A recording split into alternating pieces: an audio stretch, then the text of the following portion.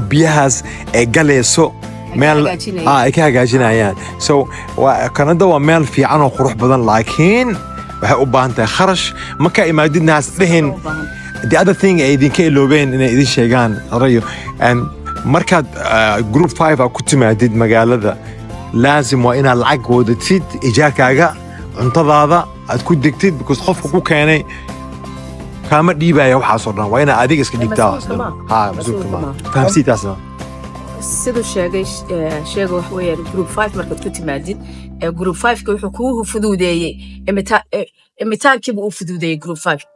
ما كو فضودين إن المركز هالكن تمادد وهو يابك ونقضك وما نقوني هو يابك وإن ديارتها هاي وإن مركبة أنت شقده هي ليسيد أنت سجاجين ليسيد هذا أبدا تيقف كحك أورن كرايل تشوبل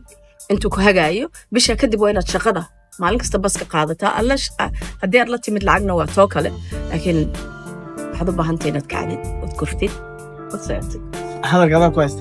وحكوت على بورقة هنجن قاعد سدن يك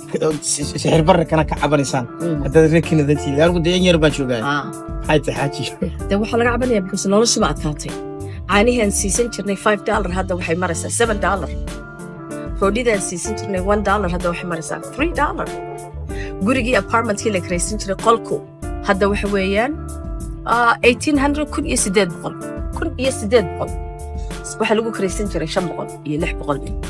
kun iyo 800 bay maraysa والله biyihi wixii waxa lahaa baska raacaysa wuxuu ahaan jiray $1 ka yar hadana wuxuu marayaa $4 yaa markaas dhehna waxa soo socotiin janno meeshaan waxa waaye meel oo hadaad adiga rabto inaad ka soo saartid qof oo